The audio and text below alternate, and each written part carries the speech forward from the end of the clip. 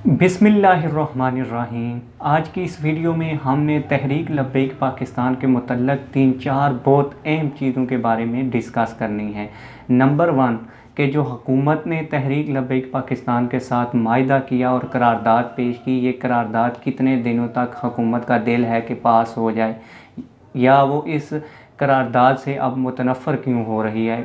ये एक खुफिया वीडियो हमारे पास पहुंची है और मैं आपको लिख के देता हूं कि जो आज तज़िया मैं पेश कर रहा हूं आप लिख के रख लें। मेरा नाम और मेरा नाम है अदनान और मेरे यूट्यूब चैनल का नाम है कश्मीर व्लॉग।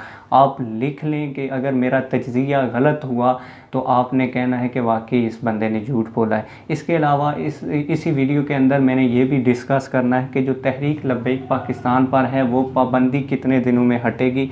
इसके अलावा ये भी आपको बताऊंगा कि हुकूमत की क्या प्लानिंग है कि साद हुसैन रिजवी साहब को कब तक रिहा किया जाए।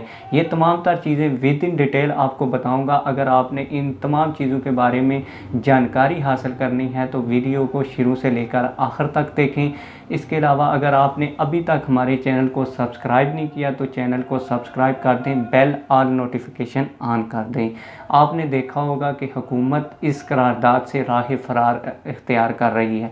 हालांकि अपोजिशन की तमाम जमातें, 4 जो बड़ी जमातें हैं, जमीयत उलमा इस्लाम, जमात इस्लामी, पाकिस्तान मुस्लिम लीग नून और आज पीपल्स पार्टी भी इस करारदाद के हक़ में आवाज़ उठाने के लिए आई थी, जिसकी प्रेस कॉन्फ्रेंस करते हुए पीपल्स पार्टी के राजा अशरफ साहब ने खुली हमायत की और उन्होंने कहा कि वाकई सफ़ीर को निकालना चाहिए, क्योंकि सफ़ीर इसलिए निकालना चाहिए क्योंकि फ़्रांस के सदर ने सरकारी सतह पर हजूर सल्लल्लाहु अलैहि वसल्लम की बेहुरमती की है। तो इसका एहतजाज रिकॉर्ड करने के लिए यही तरीका है कि फ़्रांसीसी सफ़ीर को इस मुल्क से बदर किया जाए। इसके अलावा नून लीग भी इसके हक़ में है, जमात इस्लामी भी, और हम उनको सल्यूट भी पेश करते हैं कि उन्होंने लोगों के जज्बात को ठेस नहीं पहुंचाई, बल्कि लोगों के जज्बात को देखते हुए फ़्रांसीसी सफ़ीर को निकालने के हवाले से करारदाद की हमायत की। अब हुकूमत इससे राह फरार क्यों कर रही है और खुफिया हमारे पास क्या चीज़ पहुँची। तो आप लोगों को बता दूं कि जब तक FATF का इजलास होना है ईद वाले दिन, और हुकूमत की बेहद्दुल अमकान कोशिश है कि हम इसकी जो हमारी ब्लैक लिस्ट में हैं हम वाइट लिस्ट में आएँ। तो इसके ज़िमन में उन्होंने कुछ शराइत रखी थी हुकूमत पाकिस्तान के लिए।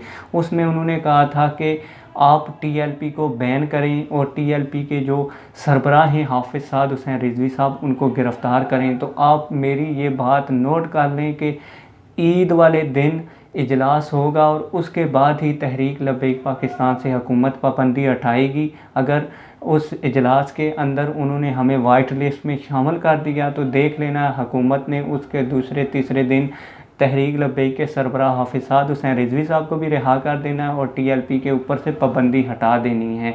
ये सिर्फ़ और सिर्फ इनको हुज़ूर सल्लल्लाहु अलैहि वसल्लम की इज़्ज़त और नामूस से कोई गरज नहीं है।